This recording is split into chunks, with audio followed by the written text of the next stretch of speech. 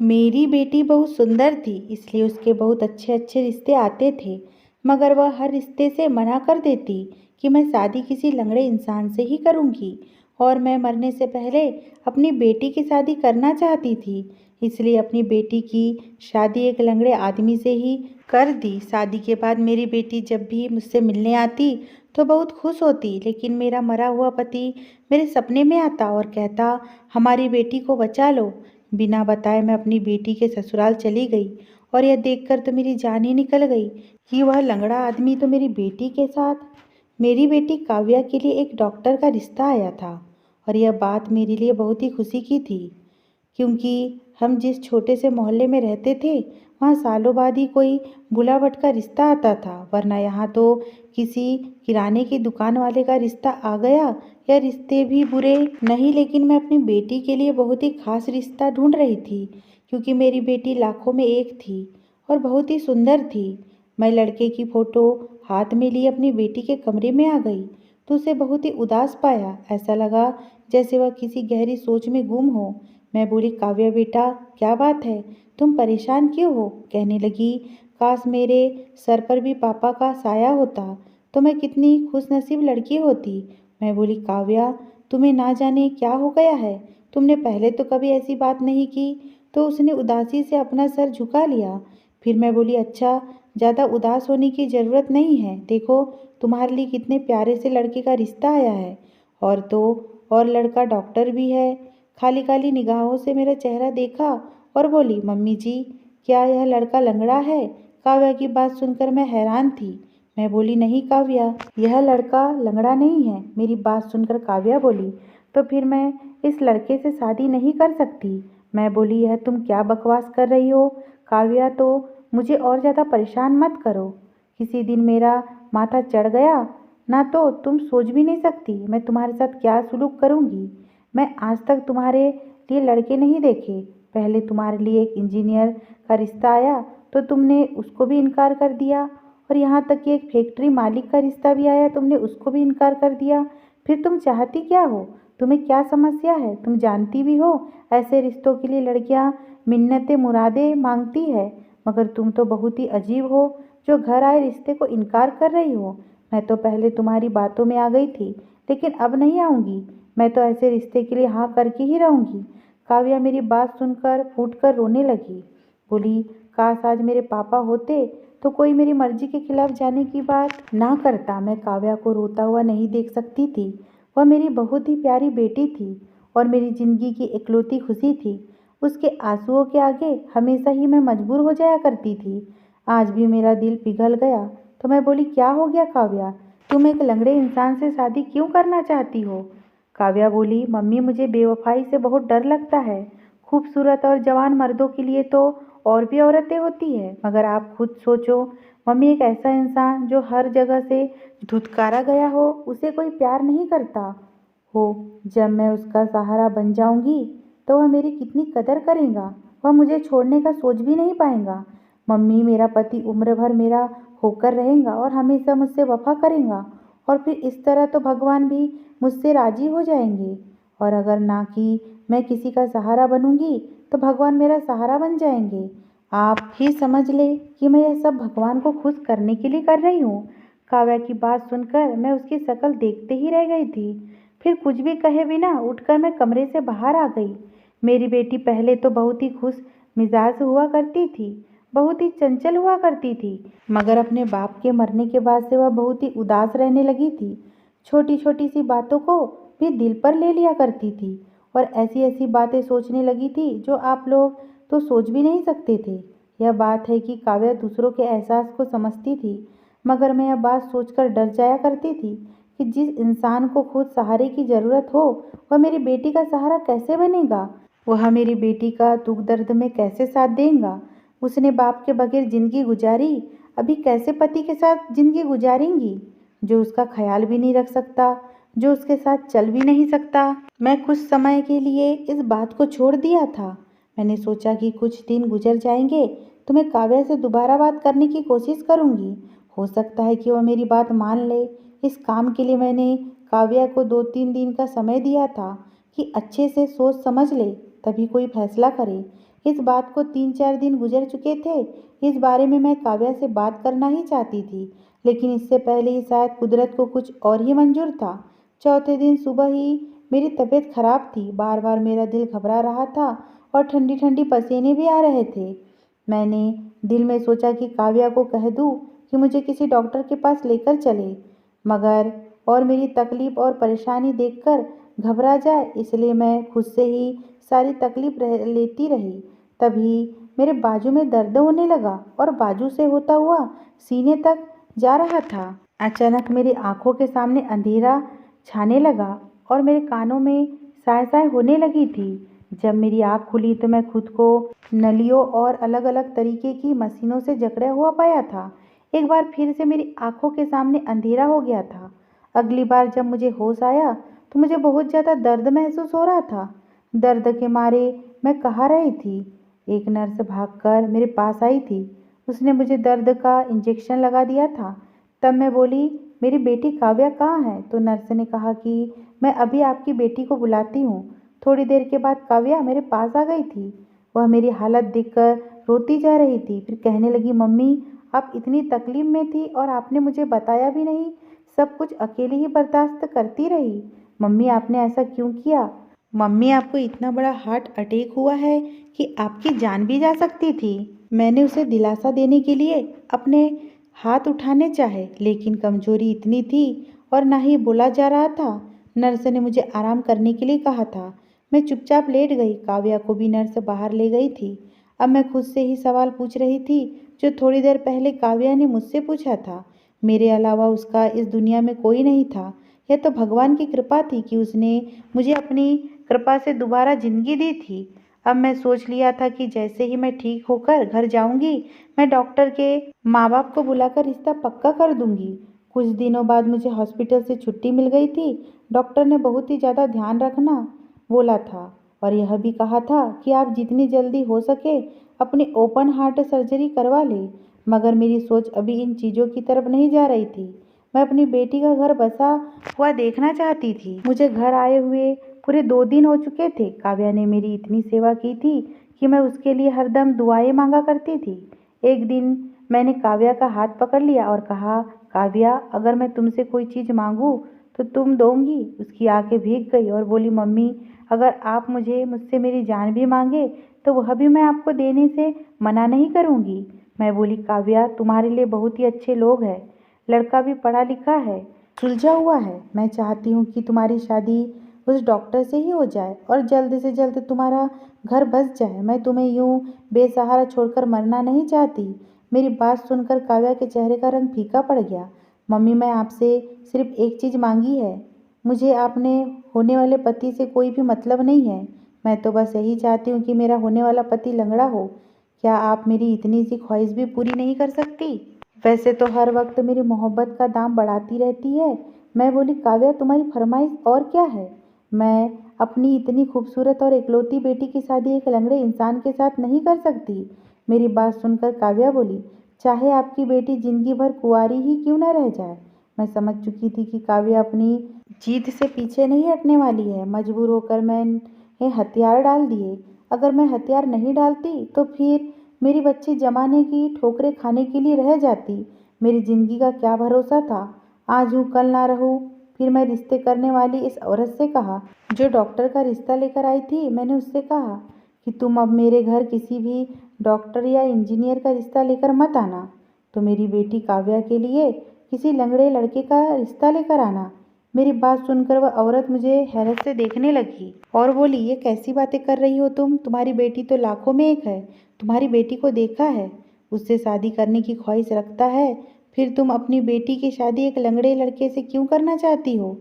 उस औरत की बात सुनकर मैं उदास हो गई और उस उदासी से मैं बोली, मैं मजबूर हूँ। मैं अपनी औलाद के आगे मजबूर हो गई। मेरी बेटी काव्या किसी भी रिश्ते के लिए हाँ नहीं करती है। बस उसे शादी करनी है तो किसी लंगड़े लड़के से ही करनी है, लेकिन वह अपनी जीत पर अड़ी हुई है। मेरी बात सुनकर वह औरत बोली, ठीक है मैं तुम्हारी पसंद का कोई रिश्ता देखती हूँ। मैं उस औरत को कुछ पैसे पकड़ा दिए। वह औरत चली गई। जब काव्या को पता चला कि मैंने उसकी बात मान ली है और उस रिश्ते वाली औरत से कह दिया है कि किसी लंगड़े लड़के का रिश्ता ढूंढने के लिए, तो काव्या बहुत ज़्यादा खुश हो गई। मेरे गले पड़ते हुए बोली, मम्मी आप बहुत अच्छी है, मेरी हर बात मानती है। काव्या की बात सुनकर मैं थोड़ा नाराज होकर बोली, तुम भी मेरी बात मानती हो? कितना अच्छा होता। मेरी बात सुनकर काव्या बोली, मम्मी ऐसी खुशी के मौके पर मुझे उदास मत करो, मैं तो आपकी सारी बातें मानती हूँ। मेरी बेटी काव्या जो हर वक्त सोचों में गुम रहती थी, आज कितना ज़्यादा चहक रही थी।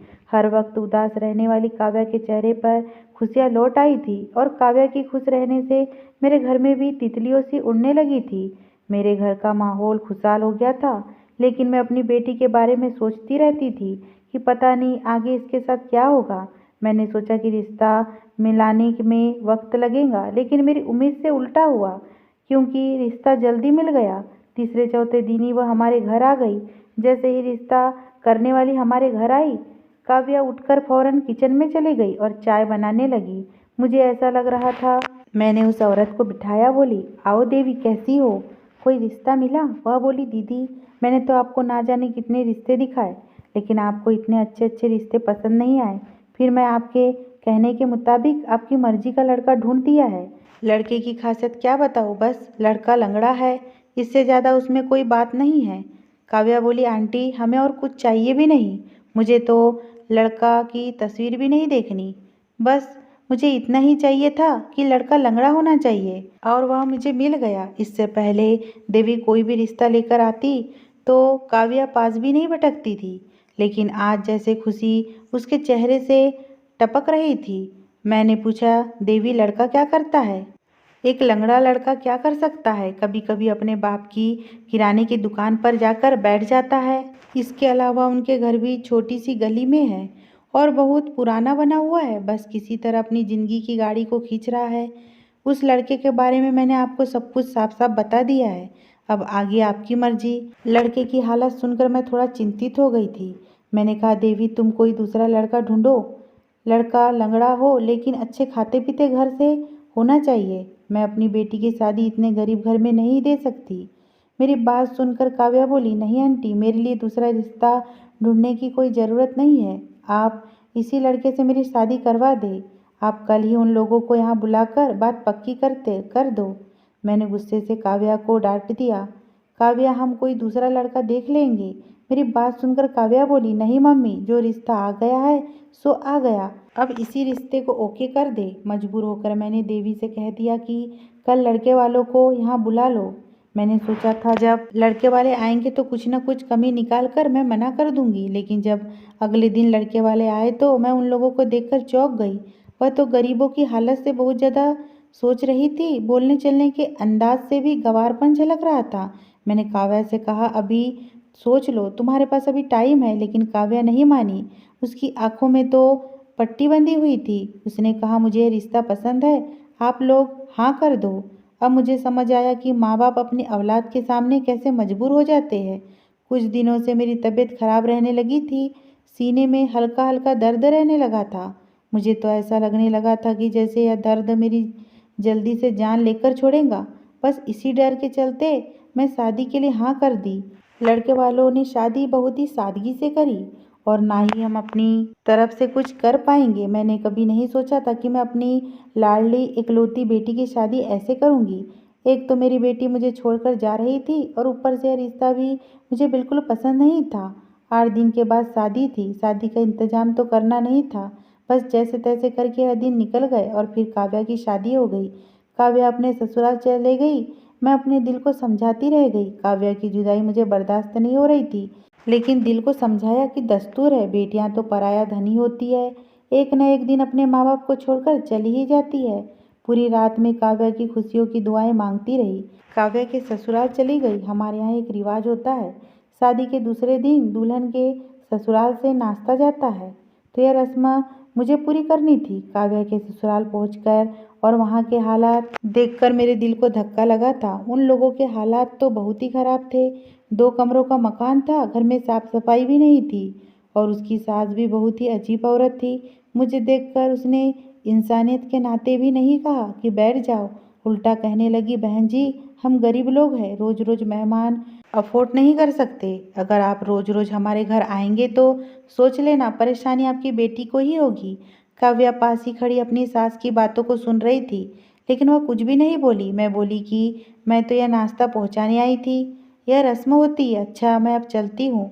उसकी आंखों में आंसू थे। बोली, मम्मी, मैं आपकी अच्छी बेटी साबित नहीं हुई, मैंने आपको बहुत दुख दिए हैं। मैं काव्या की आंखों से आंसू साफ किए और कहा, काव्या, मुझे तुमसे कोई शिकायत नहीं है, बस तुम अपने घर में खुश रहो, भगवान तुम्हारा नसीब अच्छा करे।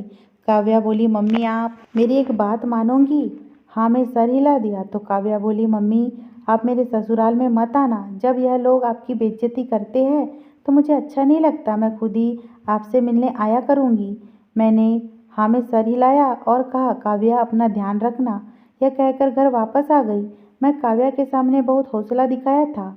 अपने आंसुओं को कैसे रोका था मैं ही जानती थी, लेकिन घर आकर मैं खुद पर कंट्रोल नहीं कर पाई और फूट फूट कर रोने लगी। मेरी बेटी ने खुद ही अपने पैरों पर कुल्हाड़ी मारी थी और अब इसमें मैं कुछ भी नहीं कर सकती थी। कभी कभी मोहल्ले की औरतें आ जाया करती थी। मोहल्ले की औरतें कहती थी कि तुम भी बाहर निकला करो, हमारे घर भी आया करो, मन थोड़ा बहल जाएगा। काव्या की शादी को 4 दिन हो चुके थे, लेकिन काव्या मुझसे मिलने नहीं आई थी। काव्या से मिलने के लिए मेरा दिल बहुत बेचैन हो रहा था, लेकिन मैं उसके ससुराल नहीं जाना चाहती थी। मैं अपनी बेइज्जती सह सकती थी, लेकिन अगर मेरी बेटी के लिए मुश्किल खड़ी होती तो यह मुझसे बर्दाश्त नहीं होता और यही सोचकर मैं रुक जाती थी। मैं काव्या के ख्यालों में ही गुम थी कि तभी दरवाजे पर हल्की सी दस्तक हुई और दरवाजा खोलकर काव्या अंदर आ गई। काव्या को देखकर उसे गले लगा लिया। वह भी मुझसे लिपट गई थी।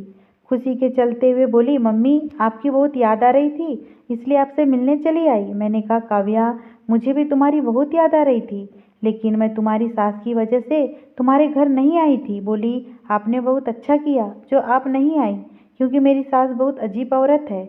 उसे मेहमान अपने घर में बिल्कुल पसंद नहीं है। हालांकि मेहमान तो भगवान का रूप होते हैं, लेकिन पता नहीं मेरी सास को मेहमान क्यों नहीं पसंद। मेरी सास तो मेरे साथ भी अच्छी नहीं थी, लेकिन अब धीरे धीरे उनका रवैया मेरे साथ अच्छा होता जा रहा है। और मेरे पति का तो क्या कहना, वह मुझसे बहुत मोहब्बत करते हैं। कहते हैं कि भगवान के सामने जितना कहो उतना कम है कि मुझे तुम जैसी पत्नी मिली। काव्या के चेहरे से खुशी झलक रही थी। काव्या के चेहरे को पढ़ने की कोशिश कर रही थी कि काव्या जो कुछ कह रही है वह सच है या झूठ। लेकिन लाख बार खोजने के बावजूद भी मैं काव्या के चेहरे पर झूठ नहीं खोज पा रही थी। मुझे उसकी खुशी सच्ची मालूम पड़ती थी। हम दोनों माँ बेटी बहुत देर तक बैठे बातें कर रहे थे। काव्या बोली, मम्मी, मुझे आपसे शाही पनीर बनाना सीखना है।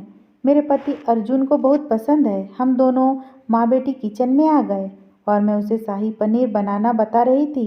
मैंने पूरे तरीके से काव्या का जायजा लिया, लेकिन मुझे काव्या की खुशी सच्ची ही मालूम पड़ी। मैं सुख का सांस लिया और जो भी हो, काव्या अपने ससुराल में बस खुश रहे। हम दोनों माँ बेटी ने शाम को खाना खाया और कुछ शाही पनीर काव्या डिब्बे में पैक करके अर्जुन के लिए भी लेकर गई। उसकी बातों से लग रहा था कि वह अर्जुन से बहुत प्यार करती है और अर्जुन भी उसको बहुत चाहता है। काव्या चली गई तो मैं भी आराम करने के इरादे से अपने कमरे में आ गई, लेकिन रात को कुछ अजीब हादसा हुआ। जब मैं सपने में अपने पति को देखा, मेरे पति रो रहे थे और कह रहे थे, हमारी बेटी काव्या को बचा लो। मैं एकदम हड़बड़ा कर उठी कर बैठ गई। आखिर काव्या के पापा ऐसा क्यों बोल रहे थे? अब तक मैं काव्या की तरफ से इतना दिनों से परेशान थी, इसलिए मुझे ये सपना आया हो। मैं सर झटक दिया और दोबारा सो गई। अब काव्या की तरफ से बहुत सुकून था। काव्या से मैंने बोल दिया था कि हर तीसरे चौथे दिन मुझसे मिलने के लिए आ जाया करना। अपनी बेटी को खुश देखकर मुझे बहुत सुकून मिलता था। लेकिन अजीब बात थी कि मैं अपने पति को सपने में कई बार देख चुकी थी। हर बार मुझे परेशानी दिखते थे, अपनी बेटी को लेकर परेशान होते थे। अपने पति के रोज रोज सपने में आने से मैं परेशान हो चुकी थी।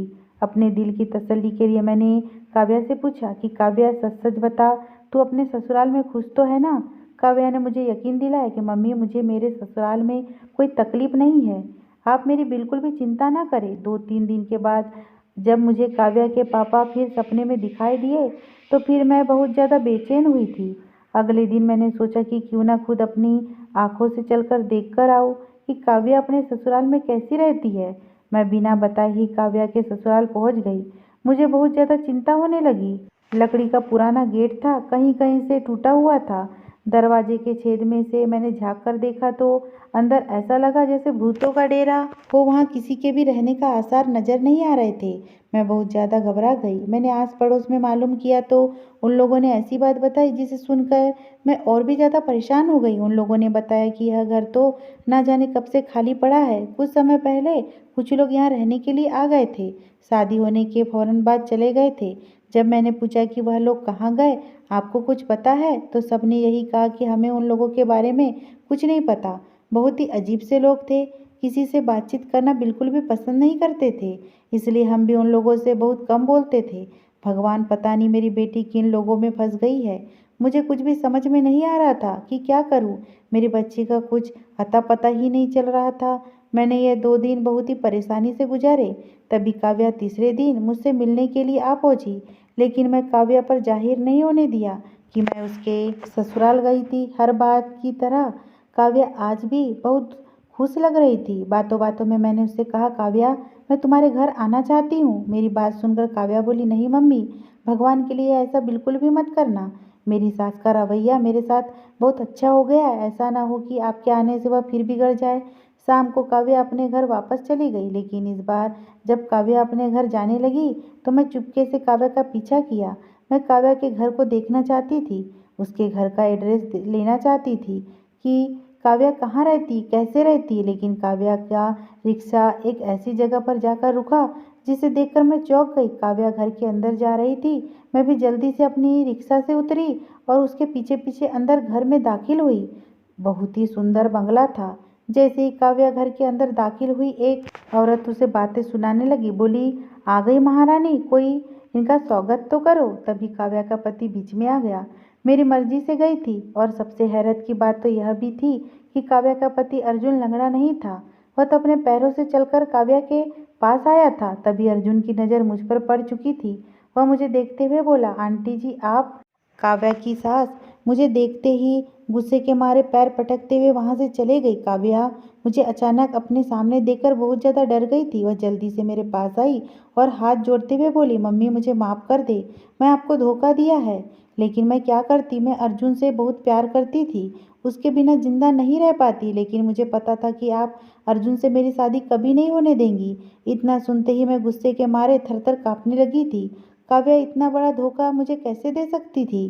काव्या ने अपने बाप के कातिल के बेटे से ही शादी कर ली। अर्जुन के पापा और काव्या के पापा बहुत अच्छे दोस्त थे। एक बार वह शिकार खेलने गए हुए थे कि तभी वहां दोनों की अचानक लड़ाई हो गई और अर्जुन के पापा ने काव्या के पापा को खाई में धक्का दे दिया, जिससे कि उनकी वहीं मौके पर ही मौत हो गई। मैं भी पुलिस को बयान दे दिया था कि मेरे पति को उनके दोस्त ने ही मारा है। मेरे बयान पर और कुछ छानबीन करके पुलिस ने अर्जुन के पापा को पकड़ लिया था और उन्हें 15 साल की सजा हो गई थी। अर्जुन की माँ ने मुझे बहुत कहा था, मुझसे बोली थी कि प्लीज़ बहन अपना बयान वापस ले लो और अर्जुन के पापा को जेल से रिहा करवा दो। मेरे पति बेकसूर है, उन्होंने तुम्हारे पति को नहीं मारा। लेकिन मैं अर्जुन से बहुत मोहब्बत करती थी। हम दोनों जानते थे कि आप हम दोनों की शादी नहीं होने देंगे, इसलिए काव्या ने आपसे जीत की कि वह किसी लंगड़े लड़के से शादी करेंगी, जिससे कि आपको शक ना हो और आप उसके लिए कोई दूसरा रिश्ता ना देखें। मैं अपने एक दोस्त की माँ को लेकर एक पुराने से घर में किराए पर रहने लगा और इस तरह अपने दोस्त की माँ को अपनी माँ बताकर मैं आपके घर रिश्ता मांगा और इस तरह हमारी शादी हो गई। मेरी माँ भी इस रिश्ते के लिए तैयार नहीं थी। उन्होंने काव्या को अभी तक अपनी बहू के रूप में स्वीकार नहीं किया है। वह जब भी काव्या को अपने सामने देखती है तो उन्हें मेरे पापा का चेहरा याद आने लगता था। अर्जुन की बात सुनकर मैं कुछ नहीं बोली और घर वापस आ गई। पहले तो काव्या पर मुझे गुस्सा आ रहा था, इतना गुस्सा कि जी चाह रहा था कि सारे रिश्ते खत्म कर लूँ। लेकिन फिर जब ठंडे दिमाग से सोचा तो लगा कि कहीं ना कहीं गलती मेरी भी है। हो सकता है कि काव्या के पापा की मौत एक्सीडेंट की हुई हो। उन दोनों में तो इतनी पक्की दोस्ती थी, फिर अर्जुन के पापा काव्या के पापा की जान कैसे ले सकते थे। रात भर इसी सोच विचार में रही और फिर एक नतीजे पर पहुंचकर सो गई। सुबह उठकर मैंने पुलिस को जाकर बयान दिया। मेरे बयान पर और थोड़ी बहुत सिफारिश पर अर्जुन के पापा जेल से छूट गए। मैं अपने घर आ गई थी। अगले दिन काव्या, अर्जुन के पापा और अर्जुन की माँ हमारे घर आए। अर्जुन की माँ ने आते ही मुझे गले लगा लिया, रोते हुए बोली, बहन तुमने मेरे सुहाग को बचाकर बहुत अच्छा काम किया है।